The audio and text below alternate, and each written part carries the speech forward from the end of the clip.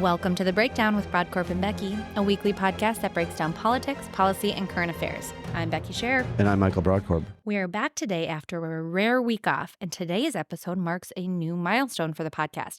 We are kicking off Season 3 of The Breakdown with Brodkorb and Becky. We could not be more excited to continue chatting with our guests and each other about important topics to the political and policy arena. The past two seasons, we have had the opportunity to talk to so many incredible individuals with unique stories and different backgrounds and discuss issues that are important in Minnesota and around the country. Today's episode will follow that theme. We are joined today by Jim Mortenson, who is the Executive Director of the Law Enforcement Labor Services.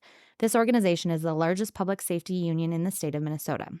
They represent 5,551 licensed peace officers, 1,582 non-licensed corrections, 911 dispatchers, firefighters, and public safety administrative support personnel, 269 agencies, and 480 local unions across the state. They aim to negotiate labor contracts, provide effective legal representation, and improve working conditions for their members. Jim is a native Minnesotan who spent 32 years in law enforcement. He joined the St. Cloud Police Department in 1990, retiring at the rank of lieutenant. With Jim, we are going to break down the recent attack on first responders in Burnsville, where 2 officers and a paramedic were killed in the line of duty protecting their community.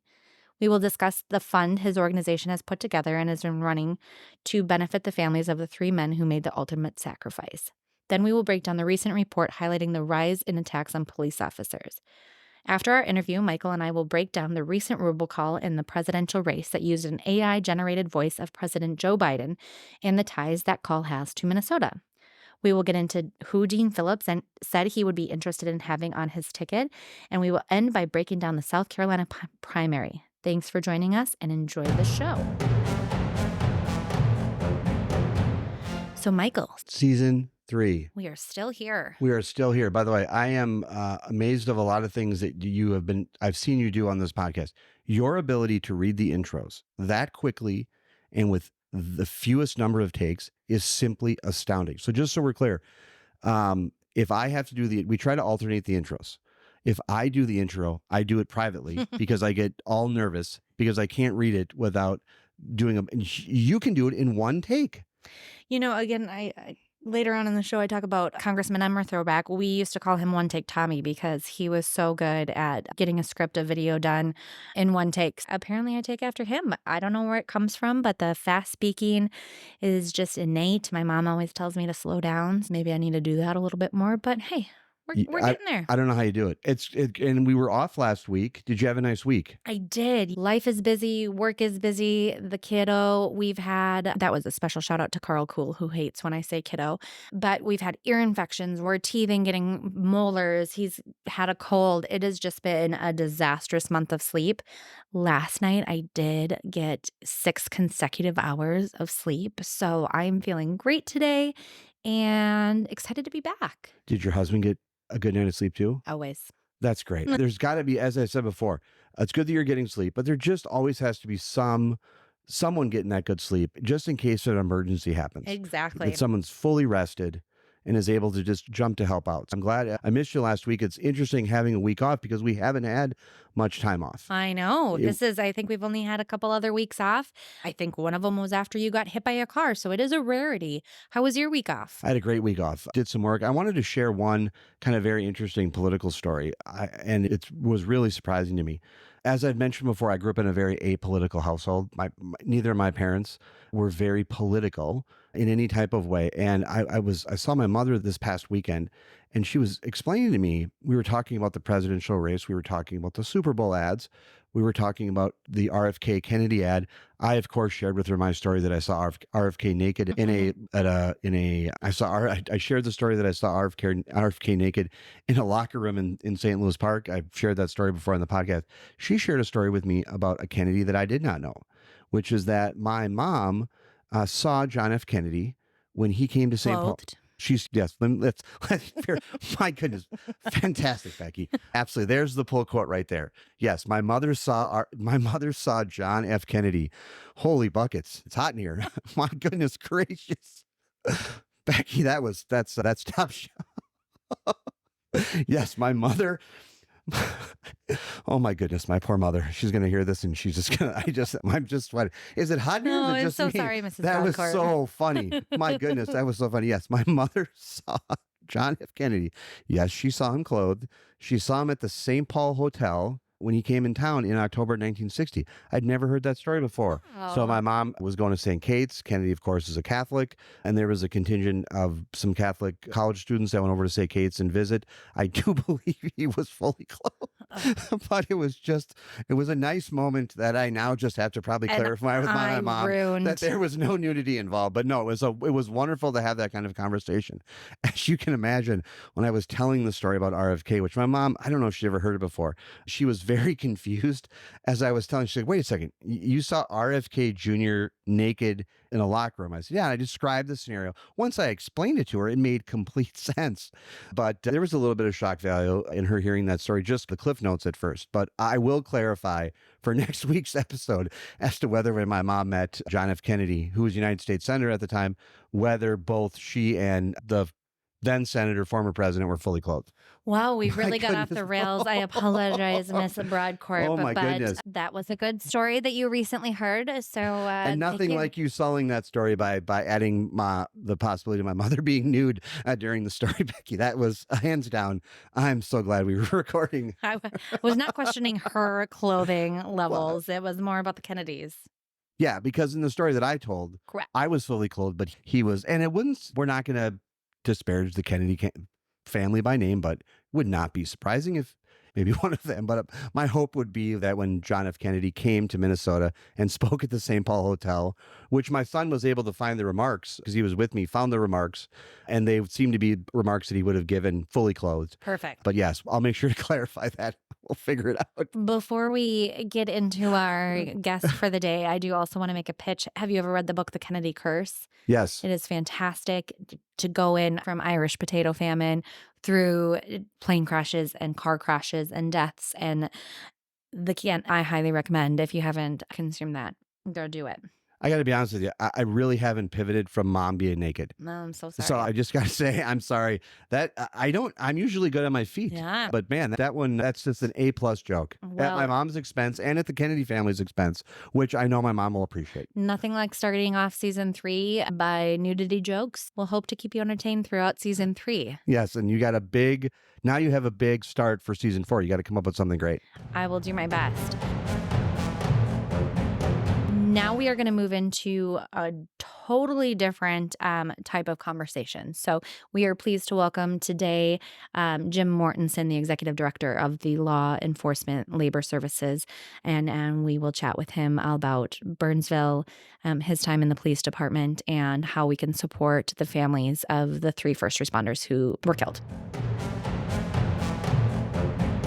We are joined today by Jim Mortenson with the Law Enforcement Labor Services. Jim, before we get started on the unfortunate story and recent tragedy of why we are chatting with you today, I want to hear a little bit about you and a lot more about the Law Enforcement Labor Services. So can you chat a little bit? Before you joined up over as executive director, you spent 32 years in law enforcement, largely with the St. Cloud Police Department. If you could share a little bit about your background and your time in law enforcement. I did, yeah. I'd be happy to. Thank you for the invite today. I did 32 years in law enforcement as a police officer. I grew up on the Iron Range in Minnesota, started out my law enforcement career there. I did my first 3 years in Itasca County for a few different smaller police departments. And then in 1990, I went down to St. Cloud PD, where I retired out with 29 years there at the rank of lieutenant. And now, as executive director of the Law Enforcement Labor Services, can you explain a little bit about what your organization does and how it supports the thousands and thousands of officers, first responders, and agencies and unions that throughout Minnesota? Sure. Yeah, we're Minnesota's largest public safety labor union. We represent police, fire, dispatch, corrections, and public safety support staff. We have a little over 7,100 members, literally in all 4 corners of the state. And we represent, of those 7,100 members, they are employed by approximately 300 different agencies throughout the state. And we're literally at the Canadian border and the Iowa border and Wisconsin border and the Dakota border. So literally all four corners of the state. What we do for them is we go and represent them for their employment contracts, wages, benefits, terms, and conditions of employment. Out of those 7,100 members, we have about 500 different bargaining units that we represent. And we wanted to, the reason we have you here today to chat a little bit through the recent tragedy that we saw in Burnsville. Two police officers lost their life. A paramedic firefighter lost his life responding as you do to service calls to help protect and serve your communities. Can you speak a little bit to how your organization is involved in this recent tragedy and helping benefit the friends and family of those who lost their life? So, of those 500 bargaining units that I mentioned previously, two of those are with the city of Burnsville. We represent the officers and the sergeants there for the police department. And so we reached out to our individuals that work there. One of them happens to be on our board of directors here at LELS. And we said, this is going to get some national attention on this. There's going to be a lot of people wanting to come out of the woodwork and donate. We've had a lot of problems with people starting GoFundMe accounts and there being a scam. Plus, GoFundMe ends up taking a fairly significant cut out of it. We already have had our benevolent fund in place for several years now. LELS General is a public safety labor union, but a component of that is our LELS Benevolent Fund, which is a 501(c)(3). So we have set that up through the proper channels of being a charitable organization. So we're able to take those donations in. It basically comes into our office, and then we provide those funds out to the families of those that were involved. Jim, we want to make sure from the beginning that we make sure to reference that website. We're going to do it a couple times in this program. Where, let's start off, where can people go? Where can they donate? Yeah, so if you go to LELS, which stands for Law Enforcement Labor Services, that's once you go on our webpage, right at the top ribbon, there's going to be a spot where you can click on it that will say Benevolent Fund. And if you click on that, that brings you right to our donation page. We're going to be mentioning that a couple times in this episode. And Jim, thank you for being on today and for sharing that information and for the work that you do. How is this type of just horrific incident impacting the law enforcement community and their families right now? During my career, I started out in the mid 80s. So I've been around for a long time. We're approaching 40 years now, and we just have not had a loss of life in one incident at this level. And when this happened, I was trying to think of when is the last time we've had more than one person killed in the line of duty in an incident. And the only thing I could think of was in St. Paul when that incident happened back in 1994, where two officers were killed during that incident. And I cannot think of a time when there was three killed in one incident. This is, in fact, when this all happened, I was down in Florida at the Daytona 500, and I'm watching the evening news, and this comes on the Florida Evening News. And so this immediately went out nationally because this is just extremely uncommon in public safety to have this amount of lives taken in one incident. It is a horrific tragedy, but it is also a reminder of the threats and dangers that law enforcement and first responders deal with on a daily basis. Can you talk about that? Just how much this is? It's just a reminder of what, in many circumstances, they face on a very regular basis. Yeah, when I first started out my career, and I worked for a fairly significant sized city. I think we're the fifth largest municipal department in the state. We handled several thousand calls for service on an annual basis. Back in the early 90s, a gun call was a big deal. It's not that we didn't take them. It's not that we didn't have homicides. It's not that we didn't have gang issues. But we're at a whole new level nowadays. And I was just I pulled some stats here from 2023 on the amount of times that police officers have gotten shot and or killed in the line of duty. Just in the last few years, a significant increase in that. And if you go back to 2018, there was about 237 shootings where a police officer was shot. Of that 237, 53 of them were killed in the line of duty. If you fast forward to 2023, we went from 237 officers shot to 378 officers shot. So that tells you the uptick that we've had just in that short amount of time. And that is something that needs to get under control in our state.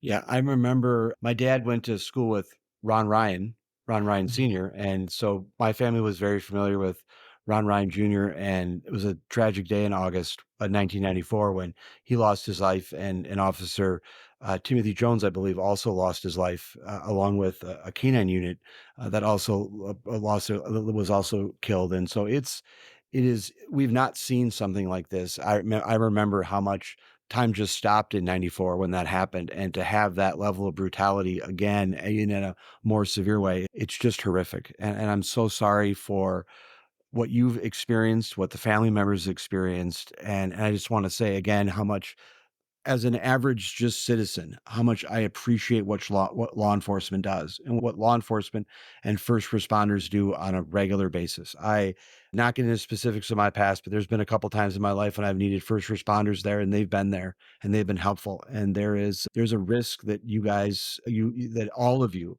men and women of law enforcement and first responders, deal with on a regular daily basis that I think most Minnesotans cannot comprehend. And when this tragedy like this happens, this horrific tragedy, it really reinforces and brings home.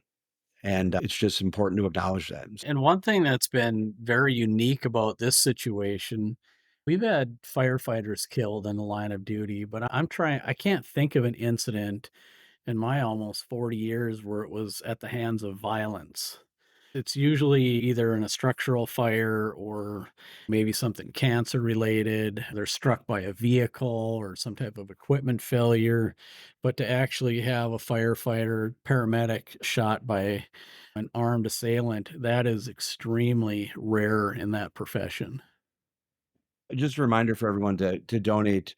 We're going to be doing this a couple times in the show. It's LELS.org, LELS.org, for people to go to that link and to donate to the organization that is supporting the family of the officers and the paramedic first responder that was also killed earlier this month. Thank you.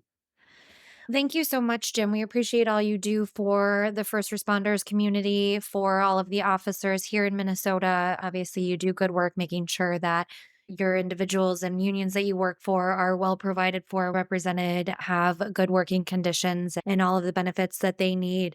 We're hopeful, optimistic, want to keep our fingers crossed that we don't have another incident like this where we have to talk to you again. But if there is ever anything going on, within the peace and police officer, law enforcement, first responder community that you guys would like to come on back and chat, we'd be happy to do so because you do excellent work and we're very grateful that you're heading the charge, leading the charge here for this benevolent fund for the victims' families.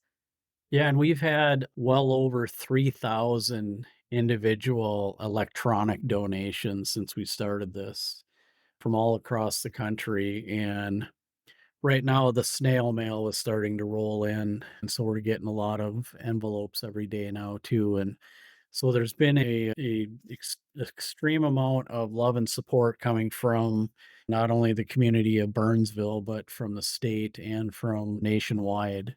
So we appreciate everybody that's reached out and is willing to help these families out financially. And again, we're accepting donations on their behalf. And Jim, we're just as gonna go ahead, Becky. Oh, it's just one last thing I did want to say. This is the official beneficiary account. This is City of Burnsville officials. This is the one they're pointing to as well. So any others out there, like Jim said, we want to make sure that there's not any wrongdoing when this comes to it. This is the one. It is, and it's sanctioned by all three families as well. Awesome. Jim, we want to talk to you about a study in a minute about the increase in violence towards Sure. law enforcement over the last few years. But is there a message that you can give our listeners about the events of the last 8 days, and how is there something that the society needs to acknowledge or learn about what's occurred here? Is there, or we hit a point where when these tragedies happen, and it's been a long time, as you noted, the historical context of we haven't had three, but this just seems to be a point where we as a society should pause and just acknowledge the significance of what's happened here. Is there something that needs to change? Is there something that you can think of, or a message that needs to get across from this just absolutely unimaginable tragedy? It to me, I get asked that question a lot, and they're like, "What can these communities do?" And I always pull it up to the 20,000-foot level. This has to come from leadership, and I'm talking the federal level, the state level, the county level, the municipal level, throwing public safety workers under the bus. And I'm not saying everybody, not every community and city or county does this, but there is way too much going on when they keep throwing them under the bus and villainizing them, demonizing them. Whether anybody likes it or not, society cannot function without public safety. And in fact, in any form of government, it's the number one priority is public safety and their budgets and everything. And then it's food and it's water and those types of things that they have to provide and structural um, amenities for their citizens. But it starts at that level. Politics, that's another part of it. We've had enough of being the political football. It's time to be done with that. Media, I always say if it bleeds, it reads. The unfactual amount of stuff that goes out in the media and the twists on it that they put it's got to stop. When I got into this profession many years ago, it was a noble, very well respected profession. And I enjoyed what I did throughout the vast majority of my career until Ferguson hit. And that was really, to me, was the start of the turning point, right? The media and politics grabbed hold of that situation and they made, I think, some terrible errors on how they navigated that. And now you look at fast forward to the Minneapolis incident, they're letting police departments burn, throwing the members of that department under the bus when not you can't paint that brush across an entire profession, not only in the city of Minneapolis, but across our entire state, across our entire nation. That's what needs to change, in my opinion. Oh, Prosecutors, judges, we have absolutely allowed too much of emboldening these criminals to go out and do the acts that they're doing. And you look at what's going on in Hennepin County right now, how the county attorney in Hennepin is handling our day-to-day criminals compared to how she's handling our police officers in that county. You can't do that. You're letting one out and you're trying to put the other one in jail, and it's in the wrong order. no, there is the balance. There seems to be a balance that's been tipped here on a number of issues, and I think the level of just it's becoming in some ways just simply out of control. And we've discussed on the podcast here a number of people who've been victims of crime, and it's an issue that we try to discuss and have discussions on. And we hope that we can stay in contact with you and talk about these issues as they continue to go on, because unfortunately, as much as we would like people to learn, and there should be some learning, I hope that there does, but there's a pattern to this behavior. And we hope that this will be the situation that will hopefully change the mindset of so many people. One of the things we wanted to discuss with you, just while we had you here, was there's a recent study that came out talking about the rise in attacks against police, especially on domestic calls over the last 10 years. This information was released by the Minnesota Bureau of Criminal Apprehension talking about the last 10 years. In your experience, which overlaps with a lot of that time, what's been your experience in that? Does that match up with what you know to be when you were in law enforcement directly, when you were in a police officer and you were serving in that capacity? Did you notice that too? And what do you attribute that to over the last 10 years? It's a good question. Domestics have always been one of our most violent calls we go on. Throughout the course of my career, I was on, I have no idea, hundreds of them, hundreds upon hundreds of domestic calls. And you're catching people on their worst day, and you're catching people at the height of their anger. And so with that combination, it can really turn these calls for service violent in a quick hurry. You could have the wife calling you because she's getting beat up by the husband, but then when you go to arrest the husband, then you've got the wife on your back because they don't want the husband taken away. That was not uncommon when we would make domestic violence arrests. What has caused the most recent uptick? I think it all goes with crime across the board. Everything is going through the roof. Our criminal justice system is not holding people accountable anymore. People are getting emboldened and they're just doing things that they wouldn't normally do. And until we start holding them accountable, that's going to be the answer to it. There's a reason we build jails. It's not because we're putting people that are innocent in jail. It's very hard to get any amount of time in jail. That's usually you gotta either do something you gotta do something very wrong, and it has to be at a certain level. You just don't get thrown in jail for any serious amount of time without either doing a significant crime or a crime of violence. As we've been chatting about this report, a couple stats I just wanted to throw out there was reported assault incidents against officers across Minnesota are up 160% from a decade ago, and that officers have reported at least 3,400 assaults in Minnesota since 2021, which is a 10% increase over the previous year.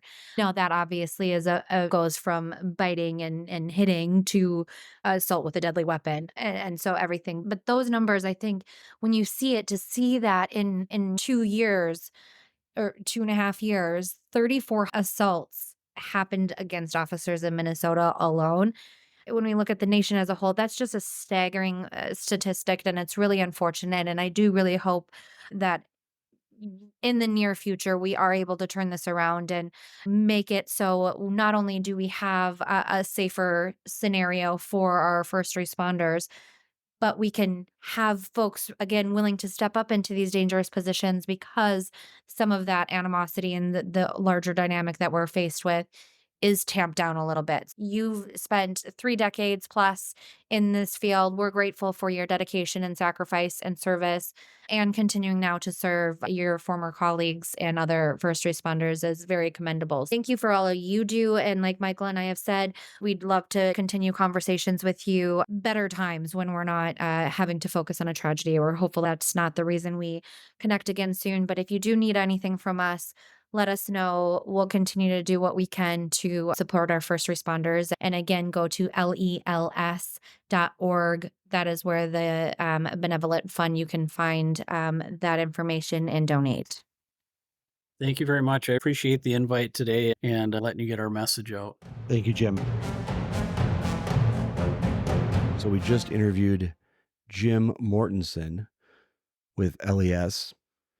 They have a benevolent fund that's helping to raise money for the families of the 2 police officers and firefighter they were murdered last Sunday.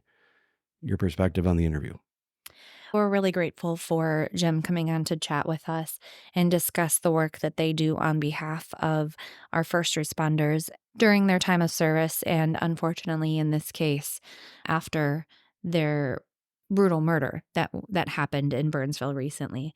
It is a very tragic situation. I think that we've spoken a lot about the larger picture of a lot of arrows aimed at our first responders, at police, the defund the police movement, the issues with prosecutors. There's a whole lot going on there. But in this particular situation, I think it's important for us to remember that there is a fund that is available. These families tragically lost their brothers, their fathers, their spouses. It is just heartbreaking scenario. And so I'm so grateful that we have a reputable organization who is working on behalf of these individuals to make sure that any donations coming in are going to the families directly and are able to hopefully make their days forward a little easier after this horrific tragedy. Yes, you unfortunately said it well. It's an incredibly difficult time to understand what went on, how it happened. As it was unfolding, it just got worse and worse. And I think Jim really laid out a pretty succinct timeline as to where particularly things have continued to go bad for law enforcement and the law enforcement community. I just will say that of all the things we expect from government is competent, effective law enforcement and the ability to make phone calls, to talk to them, to calls for service. And what occurred here is it's just beyond comprehension. It's just monstrous. And my hope is that Jim went through what we can learn, what society can learn from this. And I hope that those lessons are taken. We're going to continue to remind people to go to LELS.org, LELS.org, to continue to donate and to give to that fund. This is, again, it was not how we expected to do our first episode of our third season, but this is what you do when you're doing a podcast. And we're very appreciative for Jim and his organization and for the work that they're doing right now to ease and to provide some bit of comfort to the families and friends and relatives of those men that were killed last Sunday. So our thoughts and prayers continue to go with them and their families during this whole process. And we hope to speak with Jim under better circumstances where we can be talking more proactively about what can be done and not in the response of such a horrific tragedy. So next up, we are going to talk about our first story of AI interference in the presidential election.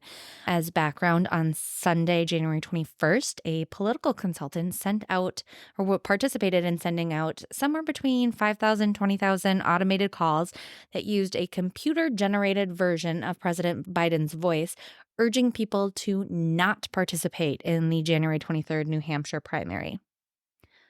Oof. It gets worse for some. There is a Dean Phillips tie here. So apparently this consultant, his name is Steve Kramer, apparently he was part of the Dean Phillips campaign.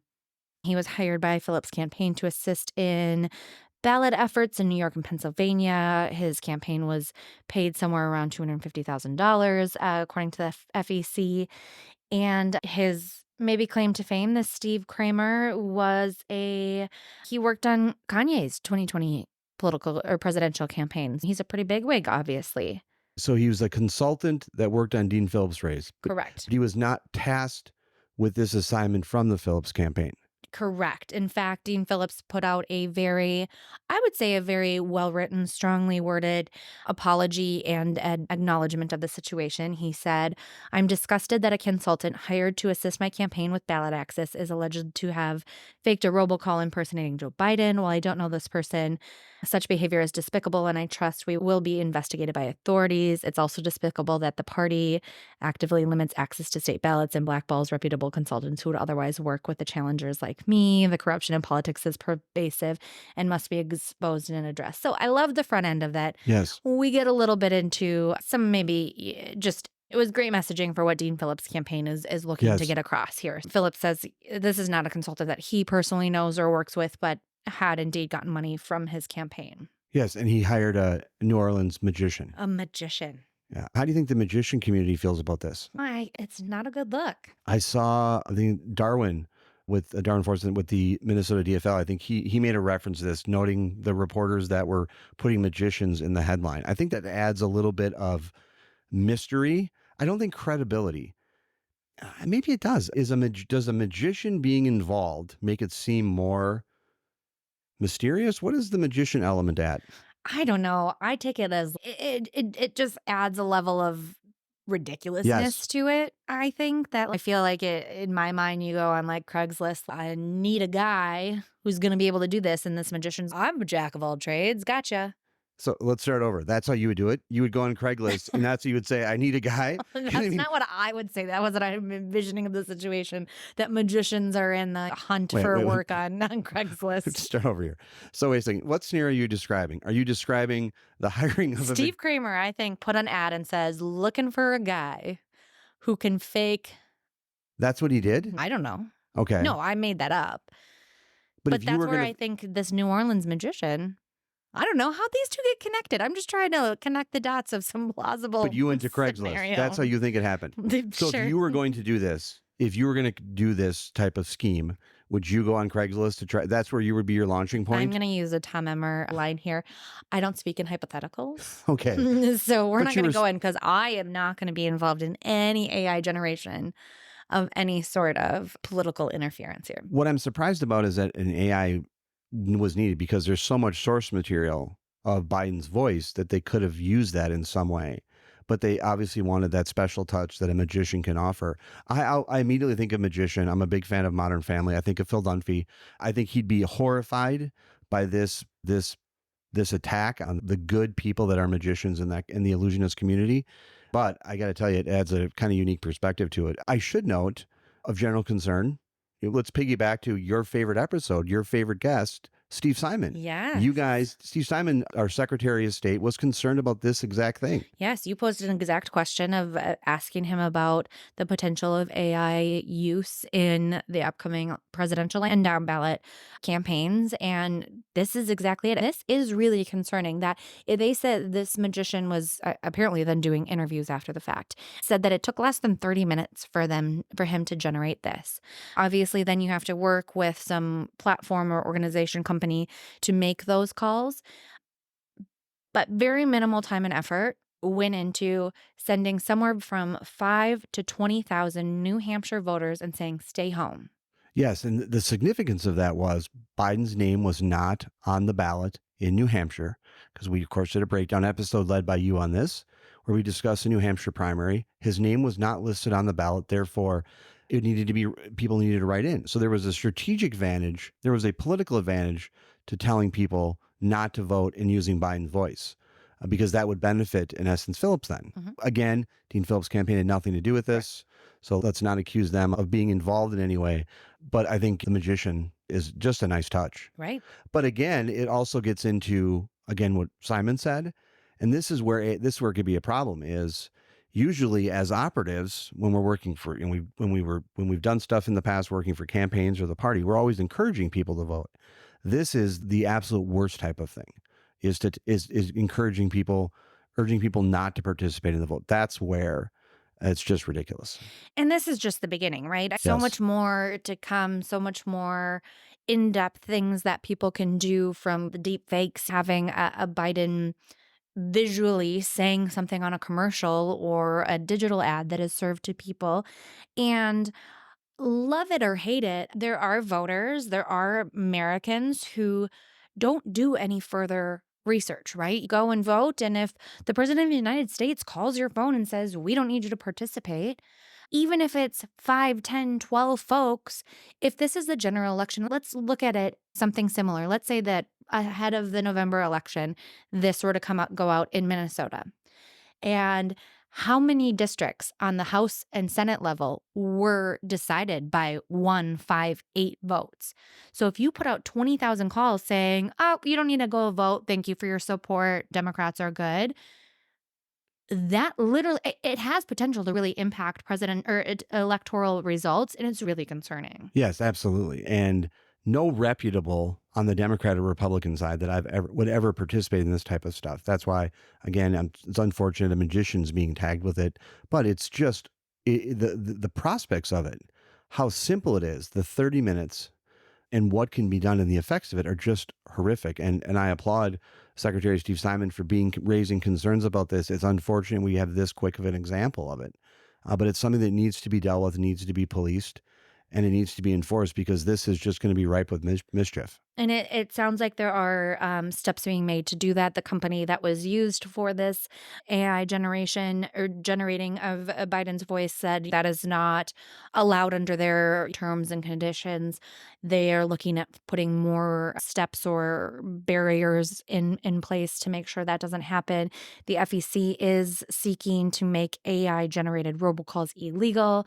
There has already been a bill that has been proposed by House Democrats. I know that Steve Simon, I believe, said Senator Klobuchar has been working on some of this. So there are steps. However, things in Congress move really slowly. And at this point, this technology, I feel like, has the potential to move far more quickly than Congress. Yes. And you and I would know this, that the objective on election is to mobilize your side and hope that the other side is not as energized to vote. And this is a suppression tactic that is so easy to now do, it needs to be stopped. Because again, it's one of the key ingredients of a campaign is get more of your voters to turn out.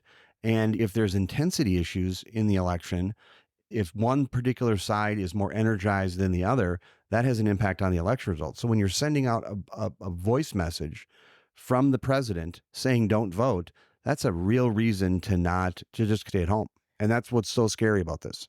Absolutely. And that's just one aspect of this. I could certainly see somebody putting out robocalls in Donald Trump's voice against or for a certain policy that we know would keep Republicans home or dissuade them from voting for Donald Trump. There's so many different things that have the potential to come out with this, and it's really concerning. So I don't think this is going to be the last time, unfortunately, we talk about AI as it relates to the upcoming election. But I am hopeful that the safeguards are put in place. In your experience of being involved in this type of stuff, is it the Craigslist and the magician? Where do you think the system failed here? Was it the hiring of the magician? Do you normally hire a magician to engage in your kind of political tomfoolery? I have not ever hired a magician. Can we just say for a second that the magician is such a nice touch to the story? It really is. Doesn't it make it seem, because we obviously don't want this to happen. Right. Neither of us want this to happen. But the fact that there is a magician involved, I think, helps propel it to not ever happen. Yeah. Because it makes it seem it's so ridiculous. It's so ridiculous. Yes. But I think there are, just like in any industry, there's going to be bad actors, right? Correct. We've heard stories here in Minnesota of people stealing campaign signs Correct. or doing different things of that sort, that whether it actually impacts or not, or stealing campaign lit at doors, Correct. different things, all illegal. You can't do, very much illegal. So unfortunately, other than making sure the folks that are involved with your particular campaign are of good, moral, upstanding character, which is really hard to do, especially when you've worked in the campaign world. Some really hard workers. Morality, I don't know if that's top of their line for a lot of those folks, but it's a really, I don't even know where you go here. When we were talking about this, did you think it would happen this quickly? No. Did you think, because this is when Secretary Simon was discussing it, this is this scenario. I'm not endorsing it, but I'm saying would be, if you're thinking of how one would use it, this would be a way in which to do it. The fact it was done that quickly, boy, oh boy, they didn't really waste much time kicking off this election cycle. It was the New Hampshire primary and it was done. And I don't know if I was just naive to it, but when we were talking to Simon, I was like, I think that maybe in 26 that might happen. I really didn't think it was going to be a huge factor here. So the fact that it happened in January of 2024 is bonkers to me. Just really, it escalated quickly. It escalated quickly, and I am a little scared of what to come. Yes, because this is a scenario, I think, this example is so egregious, done so quickly, so egregious, so specific, and they've been caught so convincingly, I think hopefully does the things that are needed to safeguard elections, because this is just scary. This is just really scary what can happen here. And I'm glad that Secretary of State Steve Simon is leading the charge on, at least from the Secretary of State's perspective, doing that. And we'll always be supportive of anyone who wants to fight this type of work of magicians that are doing the things that they're doing. And all I can say is always question what information you're given, and especially from a magician.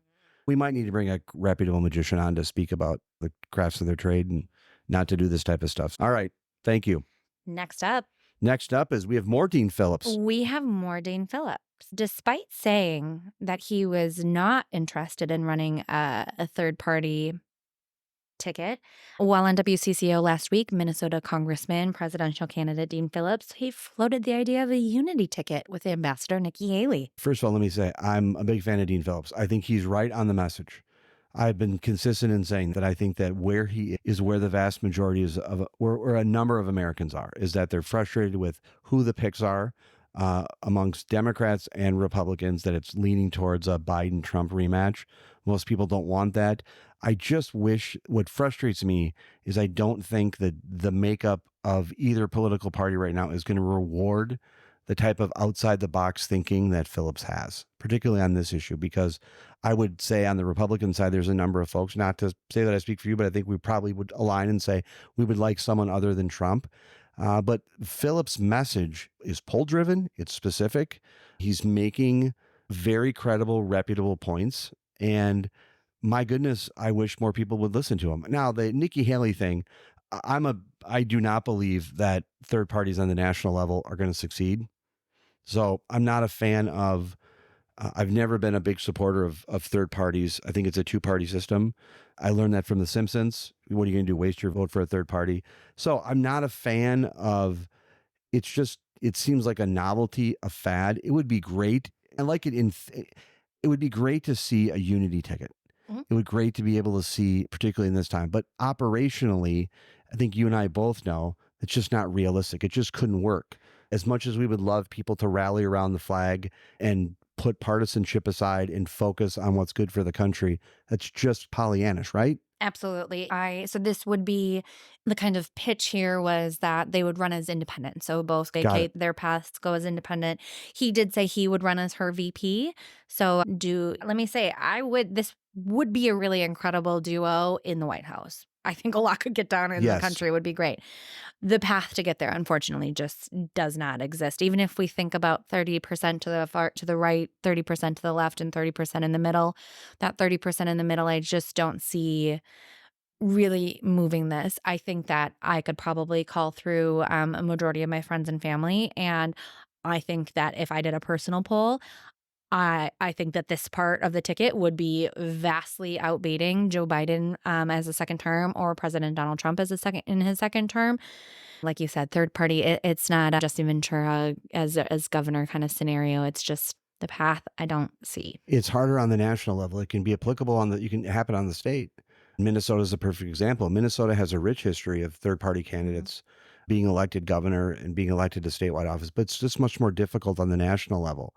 And you don't, the difference is we can't unlearn what we know. And you and I both know that if you just go through the operations of how elections are run, it's just not a possibility of happening, although it would be great. If you think about that dynamic of Haley with a VP of Steve Phillips, that'd be fantastic. Yeah. It would, and it would answer, it would be not to steal Pepsi, but it's a choice of a new generation. Imagine the competency, the work that would be done, the level of, I think, trust and faith and respect that people would have for the institution of the White House and who is there, much more confidence. But it's the system just isn't geared towards that. And that's maybe a subject we could talk about at a later date. It's nice on paper. It's the type of thing that it's the type of thing that people that don't understand, I think, how campaigns are run and the mechanics of this think is a really good idea, but it just won't work. Right. But boy, wouldn't it be great though? So great. Yeah, I'll just say consistently that I wish Dean Phillips was staying in Congress. I wish he was, it would be good if he was there. I know that he has frustrated a lot of Democrats with what he's done. I wish, and as someone who understands his partisanship and the message that he's been pushing on, I just got to applaud the bravery and his willingness to stick to that message while simultaneously it's going to impact his career, which is, as we spoke when we had a representative volunteer Susie on from his campaign, although she wasn't speaking for the campaign. It's something that we said to her that we really appreciated the message of Dean Phillips and what he's been talking about, because I think we identify with that message. But I just wish that type of honesty and candor was rewarded in politics, and it's not on the partisan. It's not on either side. Right. And so, boy, oh boy, wouldn't it be nice?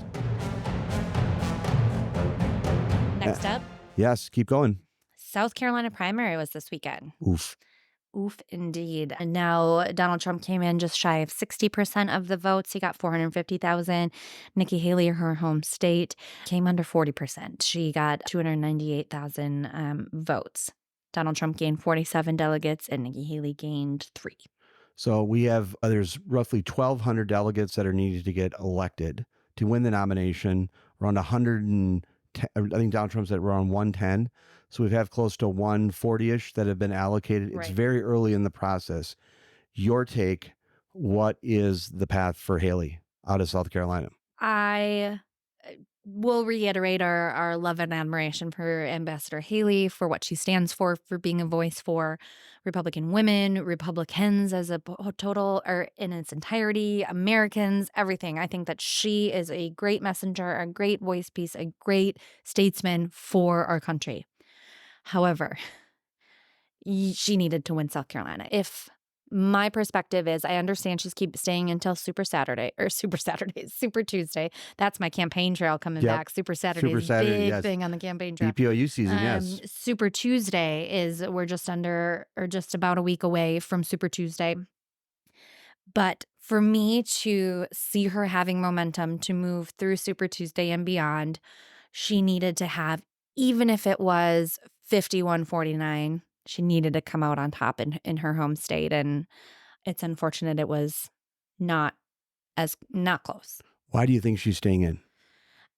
I think that there is a level of, I think she understands the dynamic of having these conversations and being able to talk to Americans and talk to people on the campaign trail to show people that there is an alternative, even if that path doesn't exist.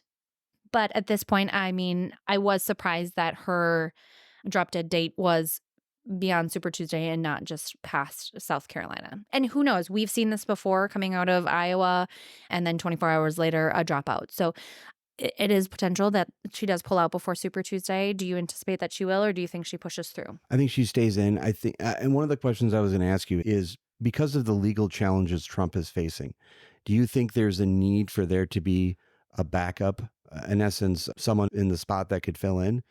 And do you think that might be some of the reason that she's staying in? Possible. I don't know. From my understanding, I don't know the RNC rules well enough to understand what. Let's say we get to May and Trump is the only candidate still in the race and he has achieved his 1215 delegates. There are different states have different rules about being bound and when you can be released and who you can vote for somebody else. I don't know if there's a nomination from the floor. Maybe this is something we can dive into a little bit and have somebody from the RNC on. That could be a reason, but I don't know. She's the last one in the race. Yep. She's already the only alternative there. At some point, I don't see her going through the RNC convention as a candidate through the summer when that occurs. So I don't know. I completely agree with your perspective on South Carolina, what the expectations were. I know that the math is hard, but and you're right in how you described who would be supporting. I just don't want her to get out of the race. Yeah. I simultaneously don't want her to take on more hits, but I think that, again, I didn't support Trump in 16 or 20. I just don't want to accept the reality. I understand the reality that it's very likely going to be him. I think that in this particular dynamic, with all the volatility that's going on, particularly related to him, that there needs to be a continuity of government. And I think it'd be a great breakdown episode for us to do, talking about the RNC rules and seeing how that scenario would break out. But I think that there's a lot that she's saying that is right. But again, just like when we were discussing the Haley Phillips ticket that Dean Phillips floated, it's just the operations to get to that point where she could be the nominee is just very difficult for me to understand. And I'm sure it's the same for you. It's just, there's just so many steps that would need to happen.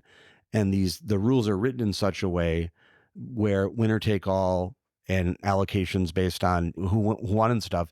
There's a number of safeguards in place to prevent there, in essence, being a brokered or open convention. And so Trump would have to take some sort of role in stepping back if he were to. And I just don't see, even if I could see, I'm just going through my head here, what type of scenario would have to happen for him to step back, aside from him being incapacitated in some way.